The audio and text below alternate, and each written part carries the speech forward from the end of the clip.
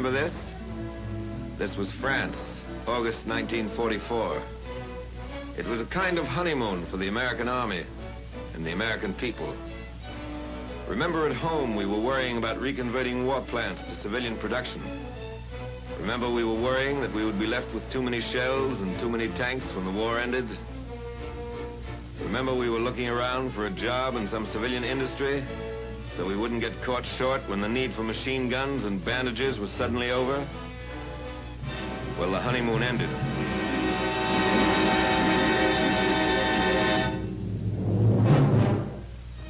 On December 16th, the triumphant cheers died down in Europe.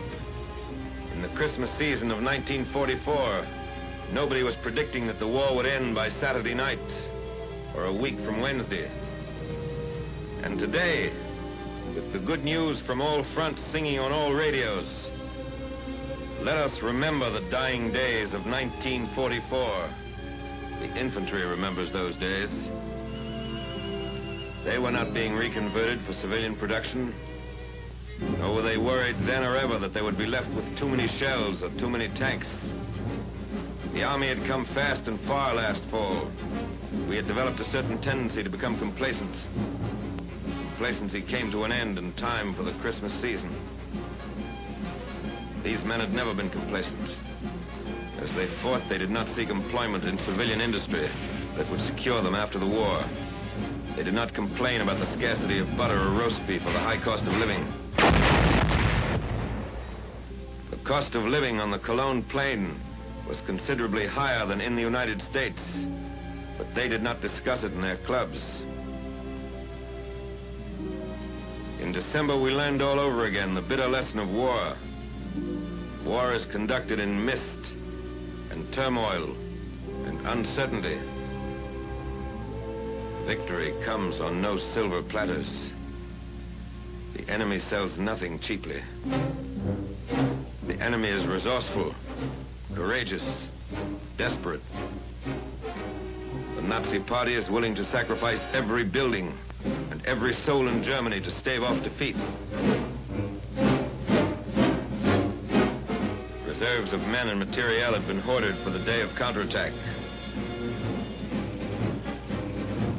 Under cloudy skies, in close-hanging ground mists that defied aerial observation, the very much alive German army gathered its forces in the Forest Isles to strike one strong, decisive blow at the American army.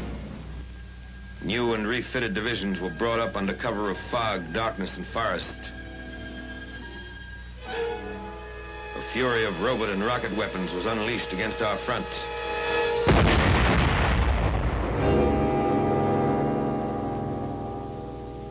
In one day, the enemy smashed through the defenses of the American First Army on a 45-mile front and was biting deep into Luxembourg and Belgium.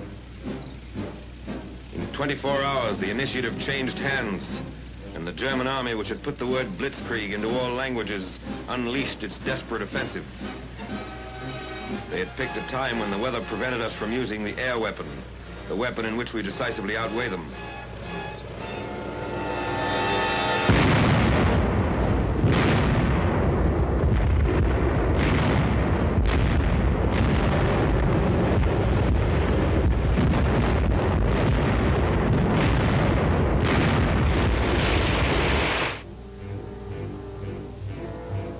This film is being shown for the first time.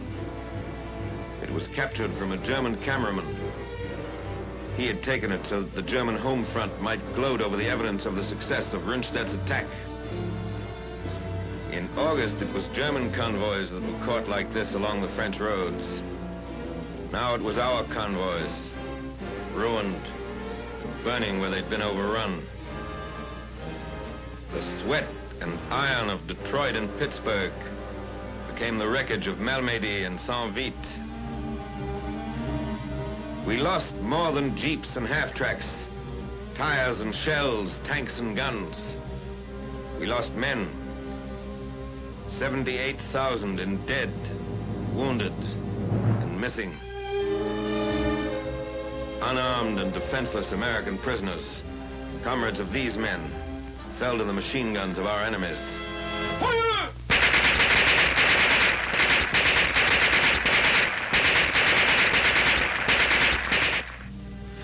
later, their frozen bodies, hands and ankles bound, were found where they fell.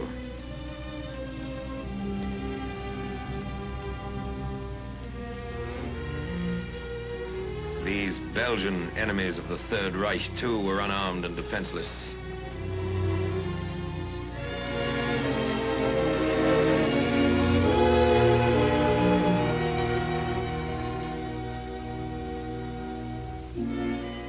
Germans smoked camels and Chesterfields robbed from American dead. And the Nazi cameraman filmed it to amuse and reassure the moviegoers of Munich and Berlin.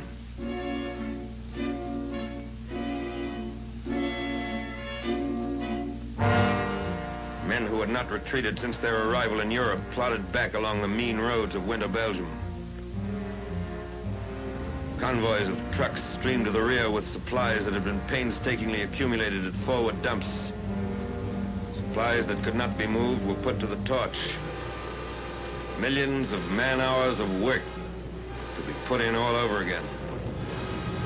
To stop counterattacks, huge new reserves of supplies are called for. But that is how a war is. Wasteful, unpredictable, uncertain, dangerous, demanding constant wariness, constant preparation for the worst, a constant and unflagging spirit in the face of all alarms and disasters. Gallant American units, surrounded and cut off, fought in a sea of enemy armor.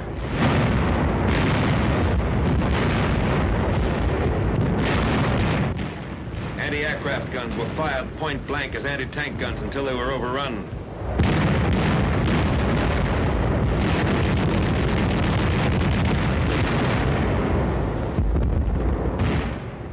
Cooks, bakers, quartermaster, and line of communications troops picked up their rifles and fought tenaciously against Nazi columns.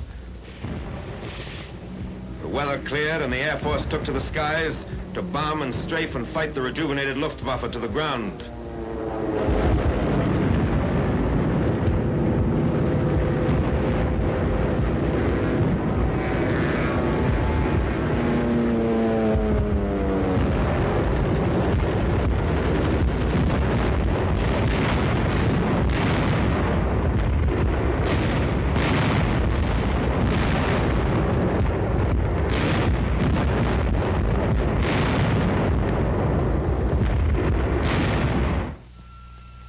The army held in Belgium. The attack was blunted, the spearhead stopped, the Nazi columns contained and thrown back by men who had flung themselves into the breach. In the wild gamble of war, a momentary equilibrium had been gained. The cost had been great, and there were no guarantees being issued on engraved paper on the Western Front that the time of counterattacks was over. Nor, despite the great victories in the Pacific, were there guarantees being issued that there would be no counterattacks against the many islands we'd won back from the Japs. In the general uncertainty of war, one fact remains certain. The enemy is always dangerous. The enemy always wants to kill Americans. The enemy does not slack off. Is the news good from Russia? Remember the lesson of December. Has another Japanese admiral died? Remember the Ardennes forest.